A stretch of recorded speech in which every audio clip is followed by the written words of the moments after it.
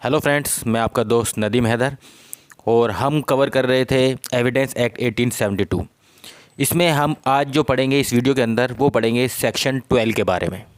तो जैसे कि हम रिलीवेंसी ऑफ फैक्ट्स पढ़ रहे थे, सेक्शन 5 से लेकर सेक्शन 55 तक रिलीवेंसी ऑफ फैक्ट्स हैं, मतलब वो फैक्ट्स जो कि कोर्ट के अंदर अगर आप एज ए एविडेंस के तौर पर पेश करेंगे तो उनको रिलीवेंट माना जाएगा। तो जो सेक्शन 12 है वो भी इसी टाइप के जो फैक्ट्स हैं उनके बारे में बात कर रहा है।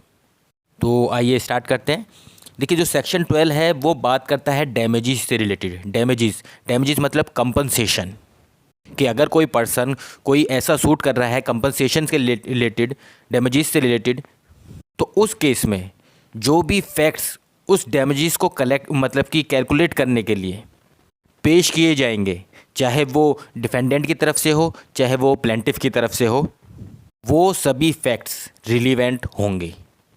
देखिए, जो प्लेंटिफ है वो अपनी तरफ से देगा कि जिसने सूट किया है डैमेजेस का कंपनसेशन के लिए, वो चाहेगा वो सारे फैक्ट्स देगा कि जिससे कि उसको ज़्यादा कंपनसेशन मिले।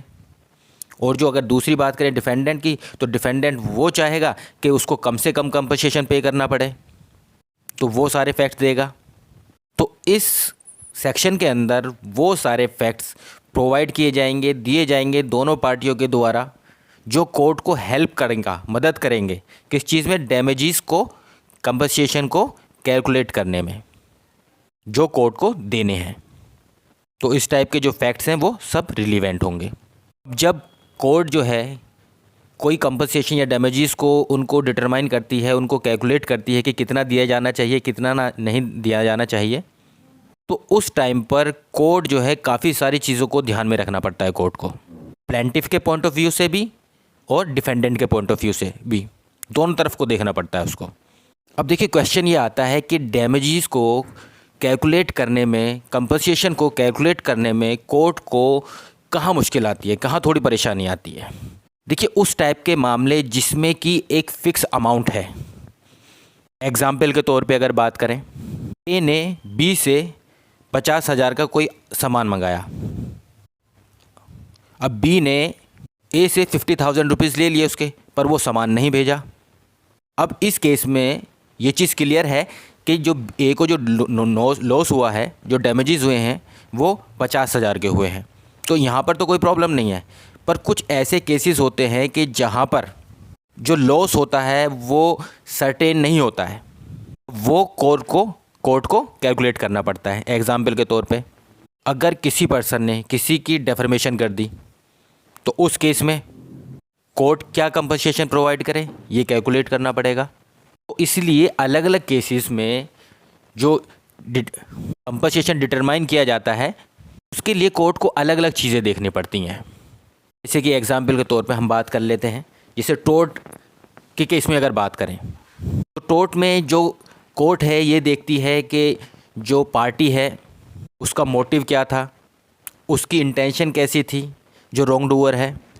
साथ में ये देखा जाता है कि जो डिफेंडेंट है वो कितना रिच है, कितने उसके पास पैसे हैं, क्या वो इतना कंपनसेशन पे कर पाएगा या नहीं कर पाएगा, उसकी एबिलिटी देखी जाती है। दूसरी तरफ अगर बात करें, जो इंजर्ड पार्टी होती है, जो प्लेंटिफ है, उसके लॉस को अगर देखें तो उसमें ये देखा जाता है कि उसको कितनी, उसकी फीलिंग कितनी इंजर्ड हुई है, उसको कितना मेंटल पेन उठाना पड़ा है, कितना सफ़र हुआ है उसको।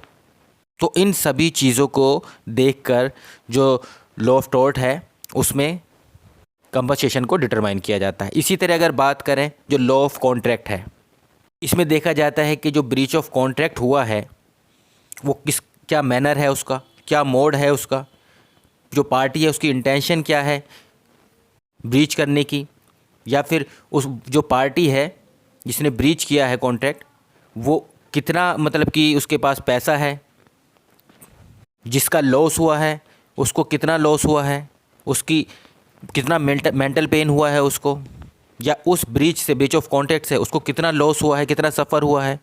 तो ये सारी चीज़ें देखने के बाद ही, ये क्वेश्चन सारे देखने के बाद ही जो कोर्ट है वो डिसाइड करती है कंपनसेशन कितना दिया जाएगा या कितना नहीं दिया जाएगा। क्योंकि बहुत से केस ऐसे होते हैं जिसमें सिर्फ आपकी जो फीलिंग है वही इंजर्ड हुई हैं। एग्ज़ाम्पल के तौर पे अगर बात करें, ए ने अपनी शादी के लिए एक फ़ोटोग्राफ़र को बुक किया। अब वो शादी में पहुंचा नहीं। अब इस ब्रीच ऑफ कॉन्ट्रैक्ट की वजह से कोई ए को कोई मॉनेटरी मतलब कि पैसों के वैसा लॉस नहीं हुआ है, पर उसकी फीलिंग इंजर्ड हुई है। तो ऐसे मामलों में जो कंपनसेशन कैलकुलेट करना कोर्ट के लिए बहुत ही टफ सवाल वो होता है। तो इस सेक्शन के अंदर वो सारे फैक्ट्स जो कि कंपनसेशन को डिटरमाइन करने में, कंपनसेशन को कैलकुलेट करने में कोर्ट की हेल्प करते हैं, वो सभी फैक्ट्स जो है रिलीवेंट होते हैं। तो इस वीडियो में इतने में ही, अगले वीडियो में हम सेक्शन 13 के बारे में पढ़ेंगे। Thank you very much.